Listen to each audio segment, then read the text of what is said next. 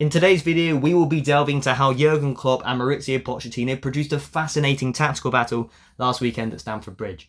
Both teams exploited each other's weaknesses and both teams showed what they're really good at in and out of possession. Let's have a look at how both teams created such an entertaining match. So Liverpool set up in their usual 4-3-3 formation with Alisson in goal, Trent, Konate, Van Dijk and Robertson as the back four, McAllister, Szoboszlai and Gakpo as midfield three, and Salah, Jota and Diaz as the front three. So in this game, we saw how Liverpool's lack of defensive midfield quality was exploited by Chelsea. McAllister, he's not a conventional number 6, and he was exploited in this match. And with Szoboszlai and Gakpo as your two number 8s, you're going to be exploited as well, because those two, they're not really natural number 8s. Szoboszlai is a very advanced midfielder, and Gakpo can obviously play up front and out on the wing. So it was very courageous from Klopp to go with that midfield three. It did work in an attacking sense, especially in that opening 20 minutes, but in a defensive sense, as we'll explain later, Liverpool did get exposed frequently. And yeah, Jota played the false nine, and Salah and Diaz operated as inside forwards, especially Salah, like they usually do. So Harvey, how did Chelsea line up on Sunday afternoon? Well, Chelsea went for a sort of a formation that shocked me, actually, personally. I thought, knowing Pochettino, and if you look back at our video that we discussing Pochettino's tactics, he usually goes for a 4-2-3-1. It's interesting, but he went for a 3-at-the-back formation, went for a 3-5-2, obviously, as you can see. Sanchez in goal, new signing after Kepa moved to Real Madrid, and Colwill, Silva and Disasi as the 3-at-the-back as well. Very solid defence, in fairness, to be fair. And then Chilwell and James as the wing-backs, which caused a lot of issues for Liverpool, as we'll explain later. And a midfield of Enzo, Gallagher and Chukwuemeka, which surprised me, because Chukwuemeka... It's a very naive midfield, isn't it? It is a very naive midfield. Very inexperienced in terms of, Gallagher playing a new role. Didn't really play the role that we'll discuss it again later, but they didn't really play the role that he was put into, and that sort of dropping deep and picking up the ball and trying to play out. Usually sort of Enzo's actually sort of more tipped. Yeah, he's more tipped to play that role. You'd probably, if you're predicting it before the game, you'd predict it the other way around. And obviously Chukwuemeka as well. Not loads of experience in the Premier League, but Pochettino went for him, which was very bold from him. But I can't say it didn't pay off, because he didn't have an awful game in my opinion. And Sterling and Jackson up front as well. It's very solid two players up front. Different profile of players, aren't they? Yes, they are. And as we'll explain later, they did cause issues to Liverpool as well. So it was interesting to see how Trent was utilised in this game, because a lot last season, very frequently in the past sort of 10 matches for Liverpool, he often occupied as a double pivot in the box midfield shape. So you'd see like Henderson here, Jones there, Fabinho there and Trent there, and that box midfield that we've seen a lot of teams play. But in this match, he wasn't used there as frequently. Yes, in the first half, he did move inside more, but in the second half, he generally occupied a position further out wide, as we're going to explain here. So, for example, Salah's clever movement, he'd often occupy defenders like Colwill and like Thiago Silva, and Chukwuemeka wasn't generally involved too much with defending Salah, but because Chilwell's bombed forward, this allowed Trent a lot of space out wide to whip balls into the box. And players like McAllister as well, he was very key in that too, because when Trent wasn't dropping alongside him, he was pinging out passes right, he was pinging out passes to the left, and that is a strength to McAllister's game. As much as Liverpool, obviously we'll go into it, they desperately needed DM. Yes, they signed Edo from Stuttgart. Very good, solid player, but he feels more like a stopgap signing. They desperately needed DM, because McAllister, he can find these passes out to Diaz and Salah in the half spaces and in the right and left channels. He can find the passes out to Trent out wide and Gakpo in midfield and Jota centrally. Wherever in the attacking third a player is, if they're in space, McAllister will find them, because he's an excellent passer of the ball. And that was where the goal was created. Liverpool obviously were a bit deeper than this. McAllister is in this sort of region here. He'd ping the ball out wide to Salah. You've seen the goal. One-on-one with Colwill. Diaz, marauding run right through the back line. James, Enzo Fernandez, no one picked him up. Salah, perfectly weighted pass through, and he scored. But from the defensive side of the game, he's not that he's not great, he's just not very good on his own. Like Klopp said, he's better in a double pivot. He can't really play the lone 6 role because he gets exposed, and we saw that. And Harvey will go into it later how how Chelsea's movement in midfield obviously exploited Liverpool's weakness, dragging players out of position, causing a lot of problems. But it was interesting to see how Liverpool played, because Klopp went very courageous with this midfield. It was a very open midfield, and Liverpool a lot in pre-season were getting exploited and exposed as well, because Robertson, he likes to get forward. He doesn't really fit the back three system, and obviously you've got players like McAllister on his own in the midfield, and when Trent's not helping him there, it can be very exposed centrally, because Szoboszlai and Gakpo, as good players they are with the ball, they're not really off the ball midfielders, are they? No, they're not. So you'd end up having Van Dijk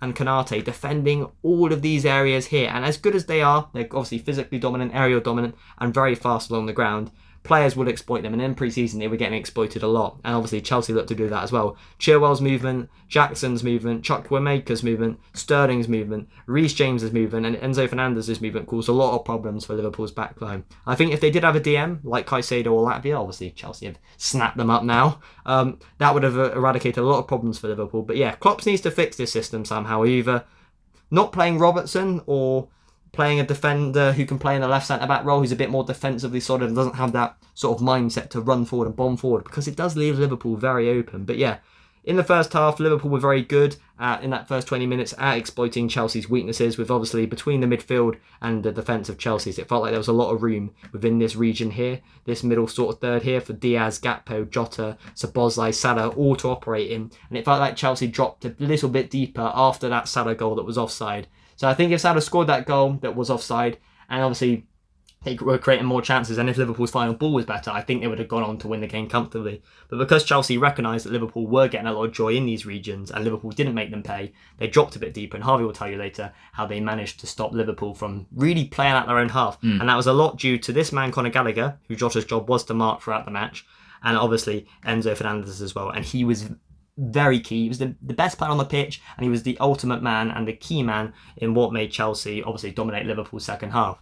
And when we went through the teams, obviously we said I said the three at the back formation was used, and it was actually very effective on Sunday, because the three at the back were very comfortable in the ball, and it allowed obviously Pochettino to sort of play out. And as we mentioned earlier, Gallagher was in that DM role and Enzo's in that number 8 role, causing a lot of issues. But in the second half, Enzo more dropped into a deeper role alongside Gallagher in that sort of two pair in midfield. Because he's more advanced first half. He was, yeah. He dropped alongside the two. He was in that number 8, but he sort of dropped in that second half.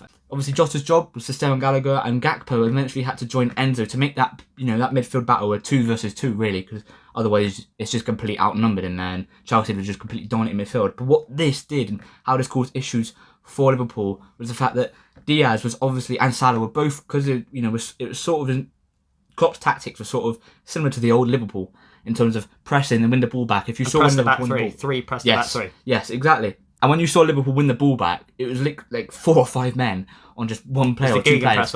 It was exactly how Klopp loves to play, and the old Liverpool is what we sort of saw there. And this is also sort of came as a detriment to Liverpool, and this is where Diaz and Salah were instructed to press obviously these 2 defenders here, Colwell and Disasi, which meant Diaz couldn't help out Robertson, because with Enzo being in that midfield, Gakpo had to drop in, and if McAllister couldn't recognise Sterling in that sort of free roam spot there, in the right sort of half space, right channel. Yes, in the right half space, right in there. And if McAllister, with not being a natural DM, didn't really recognise the sort of, didn't pick up the loose runners, did he? He didn't. He doesn't have that defensive mentality to think, oh, Sterling's out, quickly get there. He just didn't have that, and that's not like a criticism of him. He's just never played that role, so you sort of expect that. And it meant Sterling had such a massive influence there, because Van Dijk couldn't follow him due to the run of Jackson, which Sterling could either use as a distraction, or we could play in Jackson. But then, with Robertson obviously dropping into Sterling, it allowed Reece James to have so much space on his right-hand side. 2v1s all day down that side. It was. Robertson was sort of stuck in no man's land at points, wasn't he? I think they picked up on commentary, I think Jamie Carragher and Gary Neville both picked up in commentary about how Robertson sort of lost in that sort of left-back spot, and that was just because of the double-up. And Jamie Carragher said he doesn't know who to go with, Sterling or James, and it was completely spot on. He didn't know who to go with, just because of this sort of double-up in midfield here. And this is how Chelsea sort of exploited Liverpool. Diaz, more so in the second half, dropped back a little bit, just because Klopp had to, because obviously he had to tamper his tactics, because otherwise Chelsea would just be running that right-hand flank all day. And Robertson basically got completely destroyed. Not that he was absolutely awful, but it's just the fact that Chelsea's tactics... 2v1s, little 1-2s, they're going to cause any player problems, even someone like Robertson. He's a quality fullback. Criticism for Chelsea, though, is obviously the sort of lack of goal scorers. They created 5 big chances in that game, and the likes of obviously Jackson, Sterling up front. Jackson, I think you need to give him time, of course, but they had a lot of chances, and as I said, 5 big chances created. You need that clinical striker. If Chelsea had that, they'd 100% won the game. They just couldn't really take their chances, and this has been an issue for Chelsea for quite a while now. It's been an issue for so long, but with the possible return of Nkunku after his injury, I know he's out for a while, but when he does come back, he might be that sort of prolific goal scorer that Pochettino needs. He's we help link play with midfield and the attack as well. He does, yeah. One of the top goal scorers in Germany, so he has that ability to score goals, and he's a fantastic player. He's played up front as well. He played in that sort of second striker role, which we talked about in our Pochettino video, and he plays a 4-2-3-1, because Poch, I don't think he'll stick this back three. Depending on the game, he'll just change each formation, and it would be very fascinating to see what he does. He's become, since Tottenham, he's become a lot more sort of tactically flexible, and it's very interesting to see. He sort of advanced this game a lot more. But as I said, going back to the goal scoring issue, Nkunku could be a real sort of star for this team. He will, when he does come back with that sort of prolific finishing, just to sort of, you know, bury them chances that Chelsea create, because Chelsea will create a lot of chances. They created a lot of chances in this game. And Jackson missed. I remember first half he was around this position here, missed an easy chance. Yeah, he did. And Chelsea will create a lot of chances, and you need players to finish them off. Exactly. They're just like this game. They create a lot of chances, and they just need that guy to finish them off, as you said. So it's also worth a mention that on commentary, Gary Neville and Jamie Carragher are discussing and picking up that this Liverpool back four, although they have played a lot of matches together, Robertson, Van Dijk, Konate, Trent, they've played countless matches together. They started the Champions League final together. Yeah, they did look very exposed. And why do you think that was? Well, it's just due to the, again, I don't want to go on him, but it's just due to the lack of DM, McAllister, and how that, you know, sort of the back four, you know, as you can see, Konate and Van Dijk, I think Zach touched on it earlier, they will get pulled out at times. And this is where you need your DM to sort of drop in and sort of command the defence. That's what a DM's job is. When you look at the top DMs in Europe, like the likes of Casemiro now, or even Prime Fabinho, Rodri, they all have that sort of defensive influence, and they have that defensive nous to sort of sniff out any danger. Because you don't want your centre-back stepping out too much. No, you don't. You want your DM to almost occupy those players, so then your defenders can almost mark the player, but not having to step out. Because when you step out as the last man, it can be ropey, can't it? Yeah. And just touching back a little bit on the midfield, and Enzo Fernandez, as we mentioned earlier, fantastic player, rightfully won the Player of the Match award as top quality. It was absolute baller. His movement caused Liverpool so many problems, didn't he? He's brilliant. And Gallagher in that centre mid role, it's a very new role for him. So, you know, he sort of, he didn't do bad, but he didn't do great. But when you put in the likes of, you know, the new signing Caicedo or Latvia, oh my word, it's just going to be ridiculous. And Enzo and Caicedo, they could be, because I think Caicedo will start with the money that obviously they signed him for.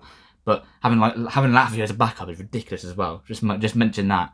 But having Caicedo and Enzo, that could be one of the best partnerships we see in the Premier League. Like that midfield, it would be perfect because you literally got sort of both. You know, you got Caicedo playing that Gallagher role, brilliant balance dropping in deep. Midfield. Oh, it's fantastic, mate! Absolutely fantastic. And I think that duo, that certainly could be a massive influence on Chelsea and them going forward. So that was how Jurgen Klopp and Maurizio Pochettino tactically outwitted each other for portions of that match. As we saw, Chelsea were on top for the majority, but Liverpool could have finished Chelsea off within the opening half an hour. Comment down below if you think we've missed anything, and comment down below who you think will finish higher. Will Jurgen Klopp's Liverpool finish higher, or will Maurizio Pochettino's Chelsea side finish it higher this season in the league? Obviously, they've made good signings like Caicedo and Latvia, and Liverpool, although that Endo signing may not set the world alight, he is a good player, but obviously they still need to make more moves in the market. So comment down below who you think will finish higher. Thanks for watching the video, hit the like button and the subscribe button, and we'll catch you in the next one.